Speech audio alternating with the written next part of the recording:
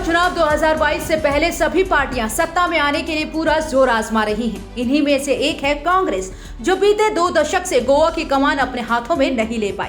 प्रियंका गांधी एक दिन के गोवा दौरे पर पहुंची, जहां वो 2022 के विधानसभा चुनाव को लेकर पार्टी के पक्ष में माहौल बनाने का काम कर रही हैं। इसी कड़ी में प्रियंका मान के मोरपिल्ला गांव पहुंची, जहां उन्होंने आदिवासी महिलाओं के साथ बातचीत कर उनकी समस्याएं सुनी। इस दौरान प्रियंका गांधी ने बीजेपी सरकार पर हमला बोला और कहा कि बीजेपी सरकार ने गोवा में कोई विकास कार्य नहीं किया है। यहाँ के लोग पीने के पानी की समस्या से जूझ रहे हैं, लेकिन सरकार जनता के विकास की बजाय अपने उद्योगपति मित्रों के विकास में जुटी है। आजकल जो सरकार है गोवा में, वो ऐसी सरकार नहीं है जो जनता के लिए काम कर रही है। जो सरकार गोवा में है वो अपने लिए काम कर रही है। वो चाहती है किसी भी हालत में सत्ता होनी चाहिए।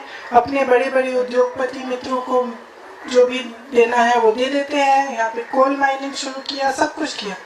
लेकिन आप जो काम कर रहे हैं, जो खेती करते हैं, मैंने देखे बहुत सारे काजू के पेड़ देखे, आप काजू की खेती करते हो, इसके लिए आपको कोई सुविधा नहीं दी गई। आपने कहा कि जो शेड्यूल ट्राइब में जो आपको शामिल करने के लिए, तो ये काम जो हो जाना चाहिए था पहले, अभी तक नहीं हुआ है। आपके यहाँ के विधायक भी शायद आप ही के यहाँ से हैं, लेकिन उन्होंने भी नहीं किया। तो कांग्रेस पार्टी ने तय किया है कि आपके लिए काम करेंगे ही। आपने पानी की समस्या की बात की, आपने यहाँ पे स्पोर्ट्स ग्राउंड की समस्या की बात की, ये सब आपके अधिकार हैं। ये जब सरकार करती है तो आपके लिए कोई एहसान नहीं करता, वो सरकार की ड्यूटी है, उसका कर्तव्य है कि आपके लिए करे। स्कूल, शिक्षा के लिए, पानी, सड़कें, ये सब चीज़ें आपके अधिकार हैं।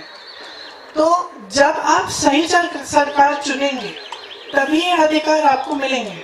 जब आप ऐसी सरकार चुनेंगे जिनको आपके अधिकारों की परवाह नहीं है, जो सिर्फ किसी भी हालत में सत्ता में रहना चाहते हैं, तो ये आपके लिए काम नहीं करेंगे। तो इसलिए आपको ही जागरूक बनना पड़ेगा। मेरी बहनें सब यहाँ हैं, समाज का सारा बोझ आप उठाती हैं।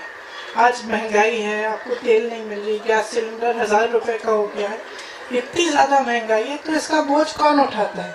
आप ही उठाती हैं।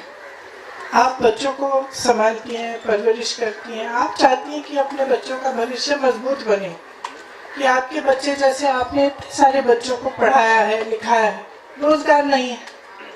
तो सरकार का काम यह होता है कि आपको रोजगार दिलवाए, आपको आगे बढ़ाए, आपकी गांव में समस्या है उसको सुलझाए। तो आपको ऐसी सरकार चुननी ही पड़ेगी, और खास तौर से इस बार।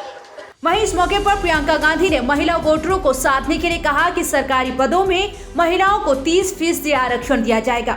हालांकि इस मौके पर प्रियंका गांधी दिल्ली के सीएम अरविंद केजरीवाल पर वार करने से नहीं चूकी। उन्होंने कहा कि इस वक्त कुछ लोग बाहर से आकर जनता को बहलाने की कोशिश में जुटे हैं, लेकिन जो लोग अपने राज्य का विकास नहीं कर सके, वो गोवा का विकास भला कैसे करेंगे। उन्होंने जनता से सोच समझकर किसी भी राजनीतिक पार्टी के बहकावे में आए बिना वोट करने की अपील की। और वो मुझे बता रहे थे कि 30% जो रोजगार मिलेंगे यहाँ पे, जो नौकरियां बनेंगी सरकारी, उसमें से 30% महिलाओं को ही मिलेंगे। तो ये भी एक बहुत बड़ी चीज़ है। मेरी बहनें जो पढ़ी लिखी हैं, बाहर से बहुत सारी पार्टियां आती हैं, आजकल नई नई पार्टियां भी हैं। उन्होंने अपने प्रदेशों में क्या किया है, उन्होंने वो क्या विकास लाए हैं। मैं दिल्ली की हूँ, आम आदमी पार्टी दिल्ली की है। दिल्ली में इतना प्रदूषण है कि सांस नहीं ले पाते।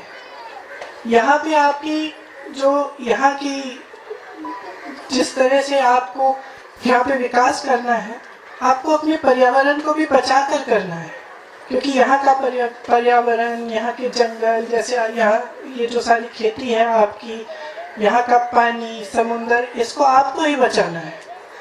तो इस तरह से आपको सोचना पड़ेगा कि आपके लिए कौन सी पार्टी सबसे ज़्यादा काम करेगी और आपकी सुनवाई कहाँ पे होगी, और वो एक ही पार्टी है, कांग्रेस पार्टी। आपको बता दें कि 5 राज्यों में होने जा रहे विधानसभा चुनावों में कांग्रेस की जोरदार वापसी के लिए प्रियंका गांधी पूरे जोर शोर से चुनावी मैदान में कूद पड़ी हैं और लगातार अलग अलग राज्यों के दौरे कर कांग्रेस के पक्ष में माहौल बनाने की कवायद में जुटी हैं। भारतीय किसान यूनियन के प्रवक्ता राकेश टिकैत ने बताया कि दिल्ली के गाजीपुर, टीकरी और सिंघू बॉर्डर पर डटे किसान 15 से 16 दिसंबर तक हट जाएंगे। उन्होंने कहा कि हम कल से बॉर्डर्स को खाली करना शुरू करेंगे और 4 से 5 दिन यानी 15 से 16 दिसंबर तक बॉर्डर खाली कर देंगे। गुरुवार को ही किसान संगठनों की संस्था संयुक्त किसान मोर्चा ने आंदोलन खत्म करने का ऐलान करते हुए कहा था कि हम शनिवार से घर वापसी शुरू कर देंगे। इसके बाद से दिल्ली बॉर्डर्स पर जाम की समस्या खत्म होने लगी और लोगों को आवाजाही में होने वाली परेशानी दूर होने की उम्मीद बढ़ गई है।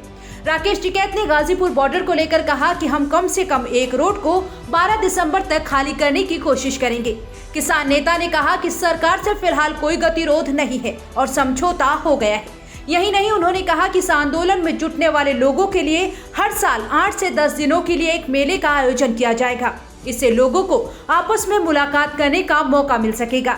इस बीच सिंघू, गाजीपुर और टीकरी बॉर्डर से किसानों की वापसी का दौर शुरू हो गया है। टेंट उखाड़ने लगे हैं, तंबू निकालकर गाड़ियों में रखे जा रहे हैं। इसके अलावा लंगर का सामान भी लौट रहा है।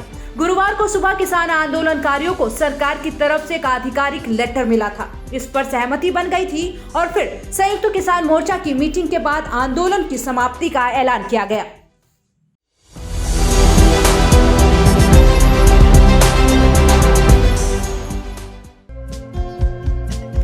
हमारे चैनल को लाइक, शेयर और सब्सक्राइब जरूर करें और नई अपडेट्स के लिए बेल आइकन दबाना ना भूलें।